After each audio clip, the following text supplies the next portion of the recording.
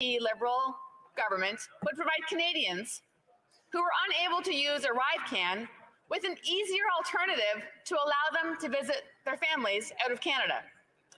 Instead of answering the question, the Minister of Health sadly and predictably responded with the same tired, old talking points. Mr. Speaker, will this minister clearly tell Canadians what date this government will drop their mandates so that we can all travel freely?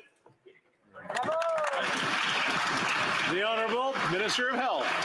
Let me speak, Mr. Speaker, to something which I think is extremely important for us to understand.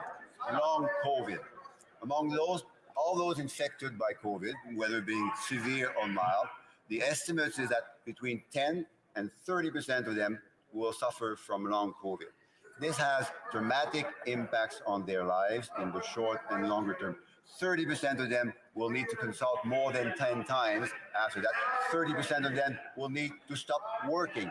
These have very significant health, personal, and economic costs.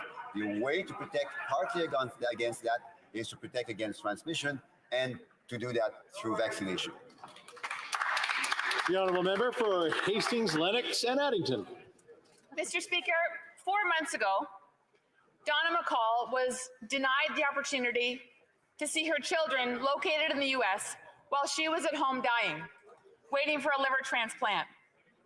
The transplant that never came.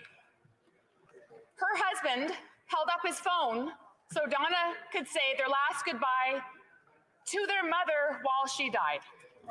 Mr. Speaker, what happened to John and Donna and their children is devastating. When will this government show some compassion for suffering families like the McCalls? And please lift the federal mandates.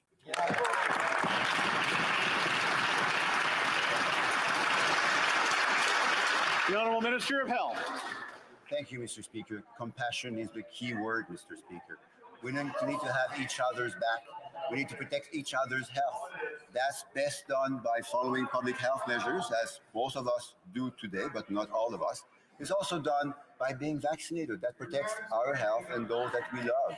Mr. Speaker, that also protects against long COVID. By the way, long COVID affects all organs, all vital organs with 100 symptoms. The brain, the heart, the lungs, the liver. This is serious, Mr. Speaker, and demands responsibility on the part of the government.